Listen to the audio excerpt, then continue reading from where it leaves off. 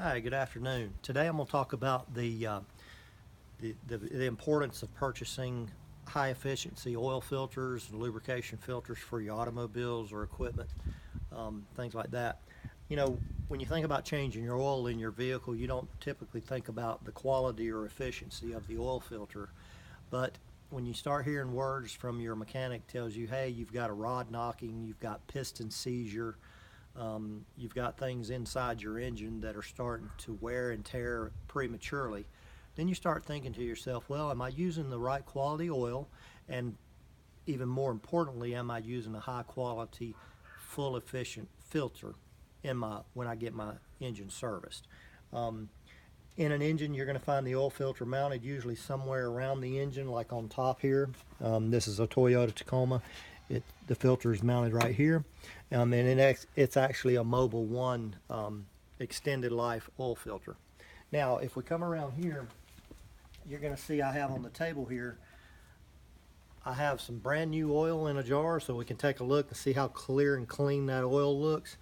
This is oil here that's probably got about 5,000 miles on it. So you can see there's a big difference between the oils after you put it in and then after you run your engine. So it's going to get dirty. It's going to get particles inside of it just from the outside air, plus your engine creates friction. It's metal on metal parts, so you're going to get some metal particles, small fine particles that drop down into your oil, and then that gets filters out.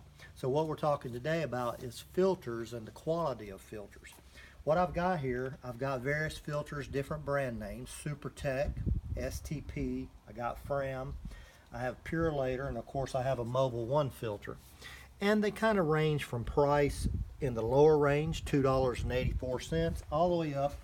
This one's $12.99, the Purolator, and then this one here cost right around $15, the Mobil 1.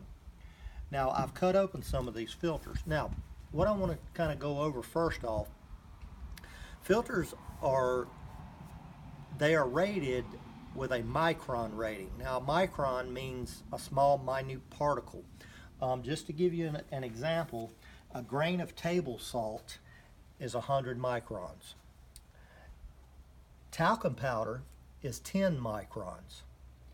And then if we go, let's say a white blood cell in the human body, it's going to run 25 microns. So, looking at this STP oil filter here, $2.84, it's 95% efficient at removing 29 micron particles or larger when it removes particles. So that's how filters are rated, by their micron ratings and how efficient they are.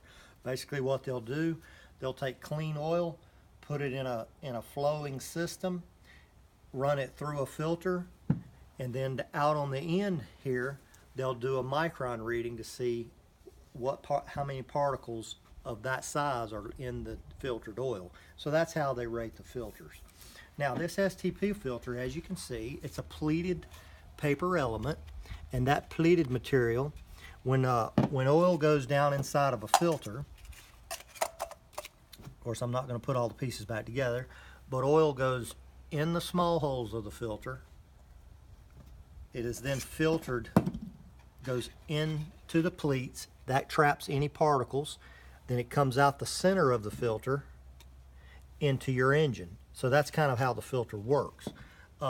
So when you look at the media inside of a filter, it's usually made of paper, cellulose material, sometimes cardboard, which I do not like, but they are rated at a certain micron.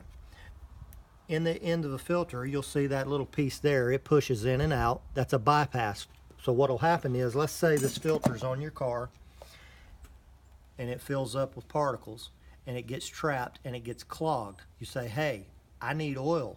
Well, that bypass will open up and allow at least dirty oil that's not being filtered to go to your engine, because dirty oil is better than no oil at all when it comes to an engine running. So if we look at that filter, then we slip down to the STP filter, we see it's a fairly decent media.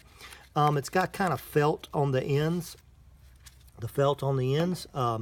so there's a plastic inside, whereas this one here was metal inside. I like the metal better.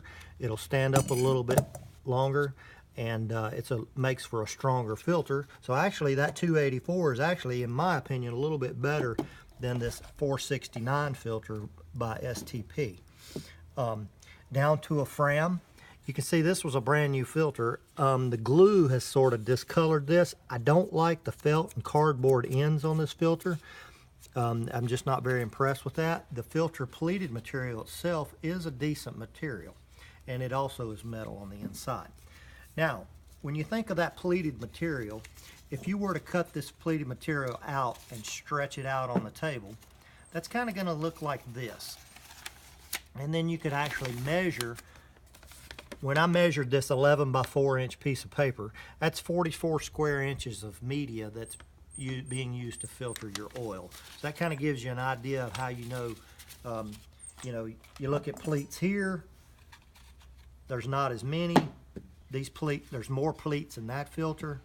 And then of course when we get down to this Purolator Boss filter, this is actually a lot of pleats. This is a synthetic blend material, so it's actually going to trap particles more readily, and it'll probably trap smaller particles as it goes. Now, that valve is just an anti-drain back valve. On some cars, when the filter is mounted upside down, you don't want to. You want to keep oil in the filter so that it doesn't cause your engine to starve upon startup. But I like this filter. These filters are high quality.